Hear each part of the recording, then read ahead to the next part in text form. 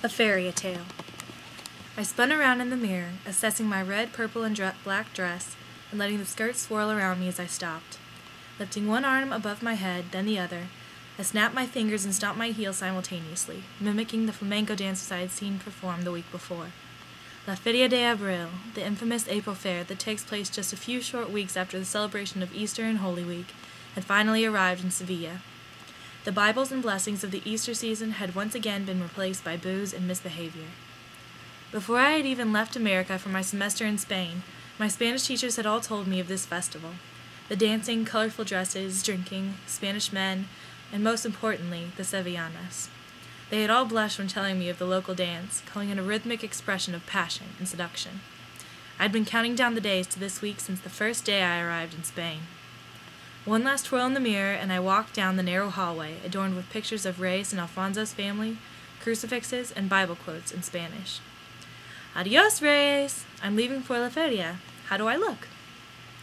I did a show of my mock flamenco movements and did a slow turn for my housemother to see how my dress, though not as elaborate or colorful as the Andalusian women's flamenco dresses, was still colorful enough to blend in with the vibrant costumes of the Spaniards. Ay, que linda! How beautiful you are! You look like you really are from Sevilla in that dress, Ray said, her crooked teeth forming a smile. She and Alfonso had been sitting in the small living room watching the news, which comprised exclusively of the scores of the soccer matches played that week and who the players were dating. And where are you going out to tonight? Reyes asked me. La Feria! I'm meeting up with some of the other students from the University of Sevilla and going out to the Feria for the night. Ah, La Feria! Reyes opened her eyes wide, knowing how my night was likely to unfold. Have fun, but beware of the effect of the wine and dance and song of La Feria. The night can be full of temptations, some darker than others. I'm sure you've heard of Sevillanas? It is a magnificent tradition, but it too can be dangerous to those who do not understand its power. You should be careful not to lose yourself in it. She sat behind the coffee table, which doubled as the dining room table during mealtimes, and she gave me this warning. Alfonso sat in his brown recliner chair to the left of her with his Hugh Hefner-esque silk robe over his pajamas. His eyes glued to the television, except to look over at my outfit when I first walked in. Looking back toward Reyes, I became distracted by the shelves behind her. I loved to look at all of her pictures of each female American student that had stayed with them over the years. Some were dressed in flamenco dresses, some in costume for Carnival, and one even smiling on her wedding day with her new husband. Reyes had told me she had attended one of her students' weddings in America. After 15 years of working with the University of Sevilla, Reyes and Alfonso had hosted over 30 girls in their home. There are evils that lurk in the darkness of the night, Reyes continued. The seductive lulls of the Sevillanas have been known to bewitch innocent women. Several years ago, one student fell victim to the spell of Sevillanas rhythms and the group of men that performed them. Reyes looked over at her husband, who reluctantly turned down the volume on the television to let Reyes tell me Norah's story before I headed out into the night. Norah pinned the large white rose she had bought earlier that day in her low ponytail for the last touch on her Feria outfit. Her long brown hair swept to the side and fell down past her shoulder. She looked herself over once more in the mirror and decided she looked sufficiently Spanish for her evening out among the locals. Adios, Reyes! She called down the narrow hallway to Reyes and Alfonso. Adios, chica, que te divertas. Have fun tonight, Reyes answered her. She checked her phone. 11:08 p.m. Perfect timing, she thought to herself, then noticed a single bar of battery left on her screen and realized she forgot to charge her phone the night before. Knowing she didn't have time to charge it now, she tossed her phone in her purse and pressed the release button to open the gate at the front of the apartment building that led out to the street. She heard the heavy metal door clang shut behind her as she started walking toward the river and their favorite place to meet before going out for the evening, the Torre del Oro. As she walked down the street, she passed the Triana Bridge, illuminated by lights on each side of the river, and came to the bike path that led toward the tower where the other students would be.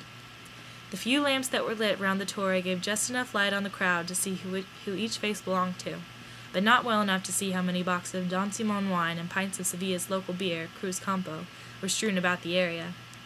Among the faces she spotted Sam, her closest friend out of all the American students she had met in her study abroad program.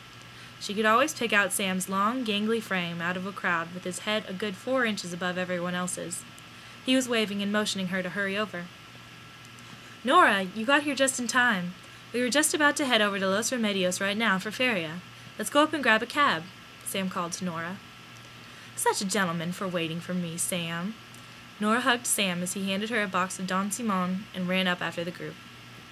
I'm so excited for tonight, Norah squealed as she took a swig of the boxed wine. Do we know anyone with a tent? What are those things called? The casetas? No, but I think if you walked in first to the tents, they won't have a problem with letting us in. Nora's short black dress hugged the curves of her hips and revealed her long, slender legs. The bouncers at the casetas would certainly be impressed enough not to ask questions if they walked into one of the private tents. She could tell Sam approved, and thought she saw him looking at her out of the corner of her eye a few times in the cab. Each time she began to lift her eyes to him, though, he would quickly look away and turn his attention ahead toward their destination. Whatever you say, Sam, Norah laughed off Sam's comment. She looked at him with his long arms and his overly ironed button-down polo, tucked and belted into his pleated khaki pants, and couldn't help but think to herself how much he looked like Bob Saget from his Full House days. His glasses fit too narrow on his long oval face, but his small smile always managed to reach up to his temples, and he had deep lines etched into the sides of his face from this. He may have been a goofy guy, but Norah was always glad to have him at her side during their adventures each weekend in Sevilla. She would even catch herself at times thinking that his gawky awkwardness was actually charming. This is where you'll want to get out. The taxi driver pulled up to the entrance of La Feria. Gracias, senor, Sam told the man in a very American Spanish accent as he handed him a 5-euro note. They got out of the car together and looked around for the rest of their classmates. Where did they all go? Norah looked around and could not see any of their friends that had been at the Torre. We must have gotten in that cab a little too late. I thought we were following the others, but they must have ended up at a different entrance. Sam also could not figure out where everyone had gone.